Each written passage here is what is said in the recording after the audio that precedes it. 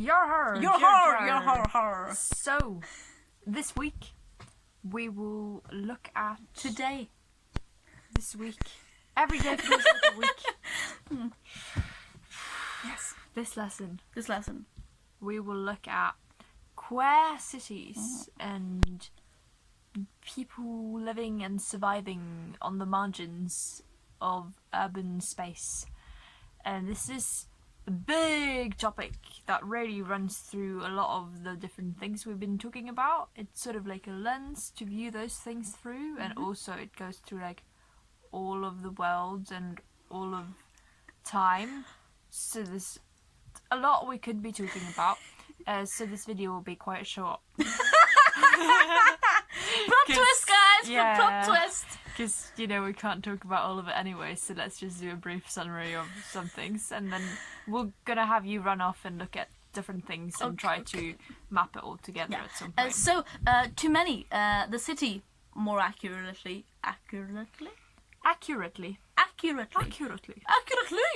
urban life presents a kind of normative ideal, the potential of difference without exclusion.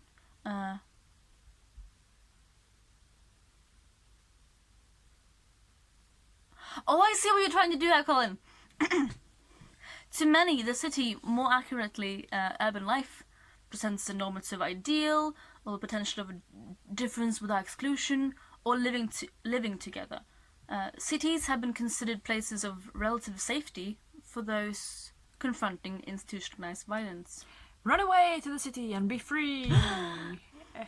etc. Oh no, what's all this hostile architecture? The myth of the LGBT movement is one of progress, but it's more complicated than that.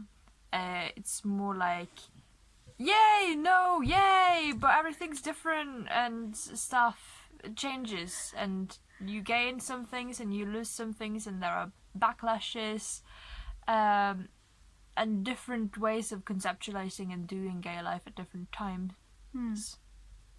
But queer people have always been living on the margins, and always been creating their own spaces for safety, for romance, for housing, and community building within cities. Because you go, ooh, I run away to the city, I'm gonna be free now. Oh wait, Oh, no, I'm still not let's free. find other people to do this with. Yes. Yeah. So yeah. Gay Berlin is an example. There's a big gay movement, which was great, and you had all these cabarets. And When was this? 1860s through to basically the war. Before Yeah, the it Nazis sort of came. became very bad with the Nazis. Yeah. Yeah, it's an interesting history. But yeah, in the Prohibition era as well, in the US and in other places, the UK, there was, not in the UK so much actually, Yeah. a little bit, there was more kind of freedom than there was in the 30s, when you had this kind of like backlash to it again. So they were more free before the 30s. Yes, or like free in a different kind of a way. So actually a lot of the LGBT movement has been building up against from the backlash that was in the 30s. Yes. And they've always been centered around things like bookshops and bars. Also like other, when there's been more repression, more informal places like parks and streets and things like this have been networks for gay people to cruise and get together. Cities like San Francisco has built up a strong gay presence because it's been a port city, so people have come there and traveled there a lot, and people who were kicked out of the military would often like get off in San Francisco, kicked out for being gay, would often get off there, etc. And then it became this sort of alternative scene which was quite accepting to gay people, and it just got established as like a place for gay people to go, with organizations and stuff. So they've established a very strong presence in that city, and they have strong neighborhoods, which you also find It's a in great word, a neighborhood. neighborhoods, Great. which you also find in many other usually big cities, especially in the US. So in San Francisco, they kind of have the city within the city, with this relative freedom and autonomy for LGBT people, and also serves as like center for activism. And yeah, we talked about the importance of spatial mobilizing, like organizing spatially. And this is also an important part of the LGBT movement in the past decades. It has been based around spatially mobilizing. So since the backlash Yeah. in the 30s. So coming out and being visible together, and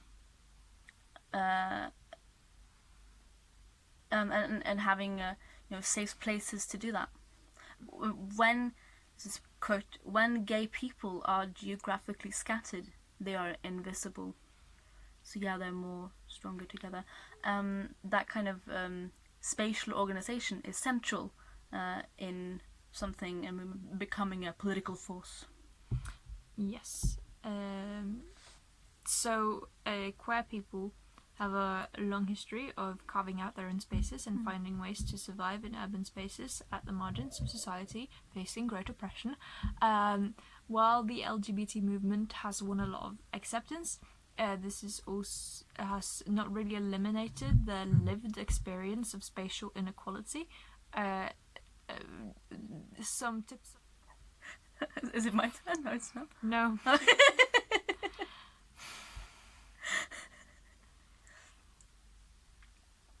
Yes.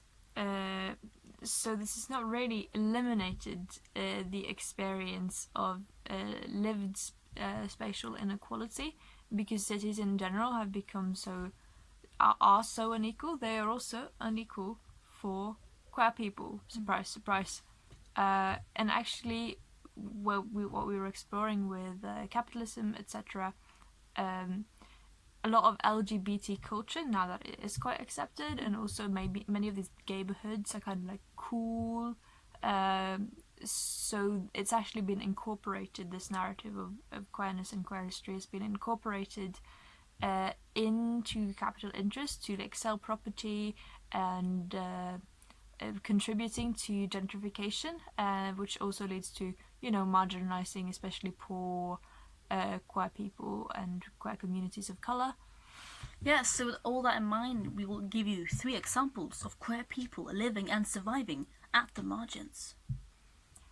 Ballroom culture, historic and contemporary example from especially New York, of how queer people have been building support networks and doing all that cool shit.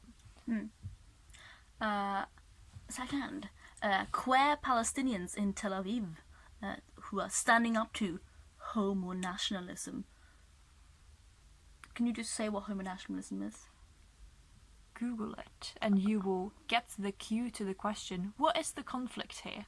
Ah, yes. Precisely. Fierce, F-I-E-R-C-E. Queer youth fighting for the right to public space in historically gay neighborhoods of the West Village in New York.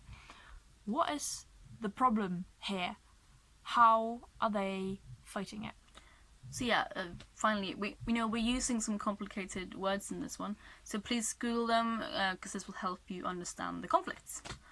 See, I predicted you would tell them. So That's why I wrote it into the script. Great. So yeah, good luck. Pew pew pew pew pew.